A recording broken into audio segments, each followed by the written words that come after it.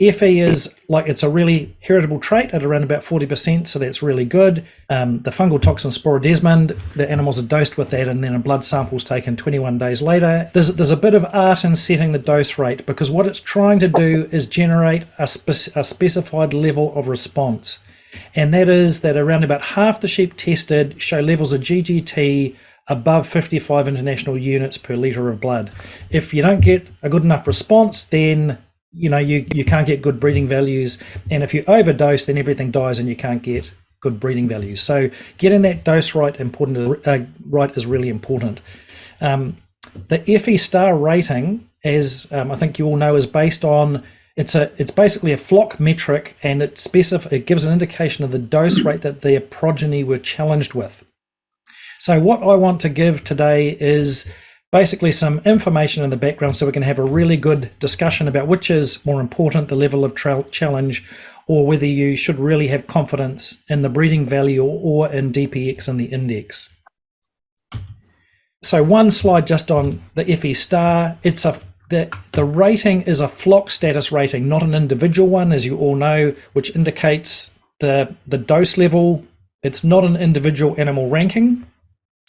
And it's the animal's individual response to the amount of sporodesmond that's received that actually influences the breeding value. And so that dose rate has to be at an appropriate level to produce that response. And within a flock, the animals are not uniform. Within a flock tested at the same dose rate, we are going to see some animals that test high and some animals that test low. That's why we actually do the test.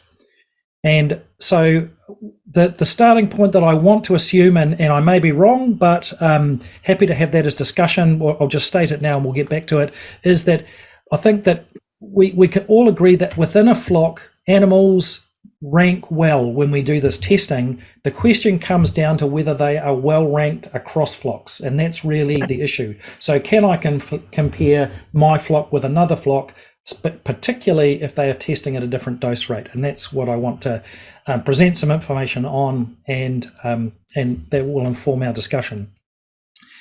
You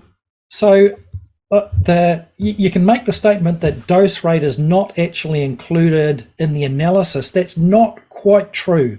And I just want to have one slide here on the FE contemporary group. And so the contemporary group is the group that I think you all know this, but I'll repeat it just to make sure. We group animals together so that we can say that they've journeyed together, that they have experienced the same environmental conditions. And so the question is, does the genetic analysis take into account differences in dose rate? So the FE contemporary group adjusts for these things. It adjusts for the flock that the animal comes from, the birth year, the FE test mob, so animals that are tested together in the same flock and birth year, they get a test mob. It's corrected for sex because there's probably sex differences, and because it's something that's normally measured reasonably early in life, there is a birthday deviation effect that is adjusted, which basically splits animals into three groups: early, middle, and late lambing. So that's in the contemporary group that is sitting there.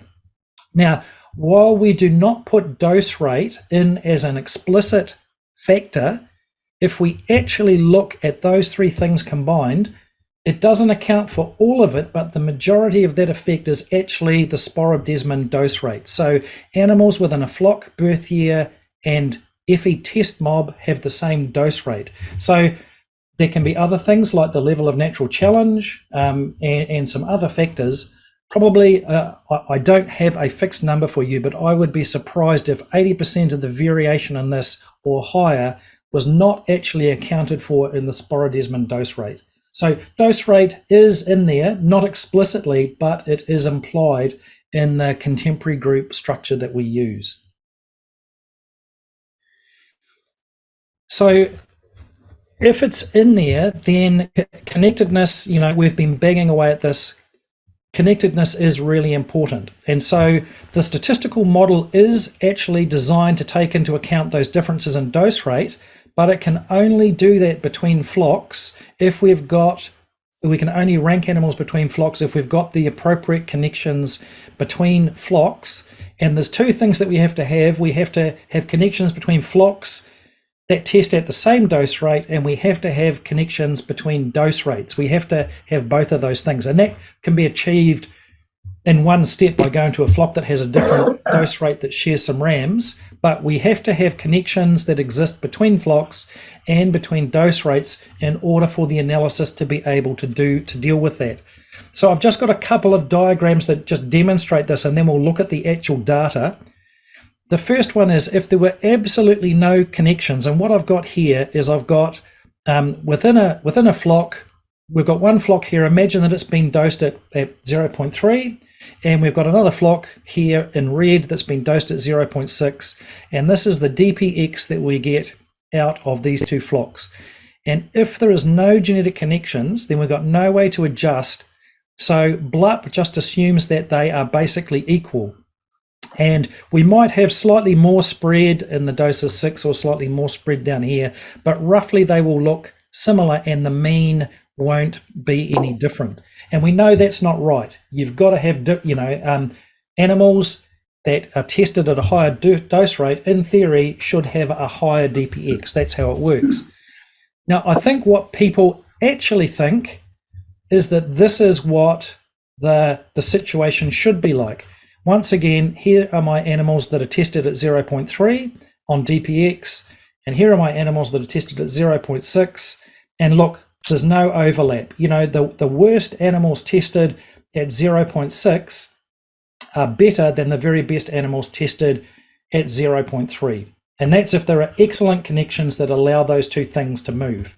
But that's not really the case, because rams that have been generated in flocks that have been tested at 0.6 can be used in a flock that's testing across naive ewes, you know, that are being tested at a lower dose rate.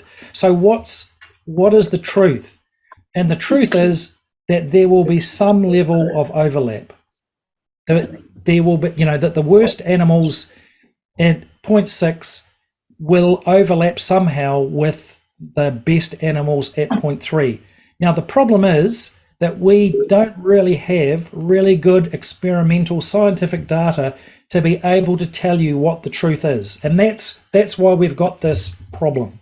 You know, that we definitely expect animals that have been tested at a higher dose rate to have higher BVs, but how much overlap is there between them? You know, what's actually a reasonable amount, particularly when animals that have been sires that have been generated and tested in a high environment have been purchased, or semen, or, you know, has been supplied, or however it's used, and been put into a flock that is being tested at, you know, and is being tested appropriately at a lower level. So that's the diagram. I want to show you what this actually looks like. But the first thing that I want to do is I just want to show you, there's lots of ways to try and show you how connectedness works. This is a little wheel here that shows the sires that have been shared across different dose rates. And if we look at those, here are our dose rates: 0.3, 0.35, going all the way around to 0.6 and beyond. And there's even some animals that have been tested at 1.28 that are in this data set. And each of these lines represents a sire that's been used in common. So one sire was used in a flock that tested at 0.5, and it was used and tested in a flock at 0.3. One sire was tested in a flock at 0.3 and at 30 and at 0.43. We've got these two orphans here, that 0.46 and 0.7. There are no sires that have been tested, so that have shared this and another one. So you can see there's no lines going between them. And if we look at this example here, between 0.6 and 0.62, there are lots of sires in common. So we just get this, I think that there are 14 sires that have been there. There's so many lines it just appears as a smudge. So if we just take a little step back and look at this thing, we have actually got really good connections from 0.5 up to 0.64. Probably is that, but I think we can say that our connections are really good. we're pretty good in this area here from 0.5 down to some of these lower ones, but there are there are a couple of exceptions, and the 0.3 doesn't have much, the 0.35 doesn't have too much, but we improve quite a bit once we get around here. So, overall, it would be nice if we had connections like this between lots of them. It's not a trait that's widely measured, so we can't expect that we're going to, but I'm heartened by seeing that there are size over a lot of these test things. So I think it's going some way to do it. You can always do better. It's not perfect, but I think that there are sufficient connections that we're probably doing an okay job. Right. So I'm going to put up the graph now, and I'll just let me walk you through it, because it's slightly different to the way that you've seen it presented before. But this here is called a ridgeline graph. It's like looking out over the hills, and you can see a range of mountains behind each one. And so the first one here is all of the dose rates from 0.3 to 0.39 represented in this ridge. The ones from 0.4 to 0.49 in this one here, from 0.5 to 0.59, 0.6 to 0.69, and then here are ones that were tested at 1.28, which are just falling very, very close to 1.3. Each dot represents an animal that was tested. So these are the progeny. So you can see that there are lots of animals that are being tested at 0.6.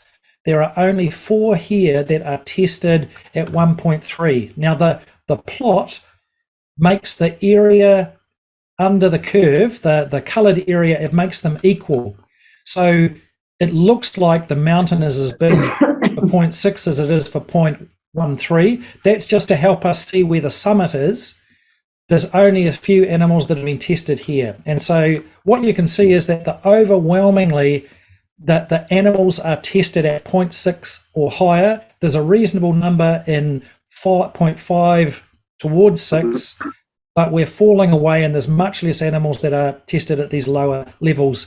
But if you have a look at where the peak is, you can see that the peaks are moving from lower DPX to higher DPX as the dose rate goes up, so that there is a trend that's going in this direction, and that trend is equal to about 290 cents, 300 cents per 0.1 increase in dose rate. So that is creating spread. So the animals that are tested at higher dose rates do tend in general to have a higher breeding value. However, there is still a tail that is down here in animals that are tested at high dose rates. Not many that actually come down to these levels where they are in the lower dose rates. And likewise, there's still some animals tested at these lower levels where the BV is high. Now, some of these are because they've come from sires of animals that are tested here. They've tested high here, and what do you know, they perform very well when they're tested at a higher dose rate. But the question is this the true amount of spread? These are estimated breeding values, and the problem is that we don't have actual scientific data that we can explicitly say. We haven't done a really expensive experiment where we've put these across a whole heap of farms. It wouldn't be impossible to do, but it would be horrifically expensive. And we're making this from the existing industry structure. Is this the true amount? I can't put my hand on my heart and say this is the true amount of spread that we're seeing. There is definitely some spread. It's the way that I would expect it. Maybe there should be a little bit more spread if we had better connectedness. Maybe there wouldn't. It's just hard to know. But it is definitely that there is definitely a trend here where animals at higher dose rates on average will have a higher breeding value. So I'll just summarize very quickly. The NZGE, the way that it is designed, it can appropriately deal with those differences in dose rates. So as a scientist, I can say that the analysis is designed so it will deal with dose rates. The problem is it's conditional on these two things. Are there sufficient connections between flocks, and are there sufficient connections between dose rates? And we know that there's not enormous connectedness between flocks. the dose rates that I showed you were okay, but certainly it would be better if there were more. And both of these needs to be actively maintained to ensure the integrity of the analysis. Otherwise, the tendency is for those peaks to come back and overlap, and overlap more.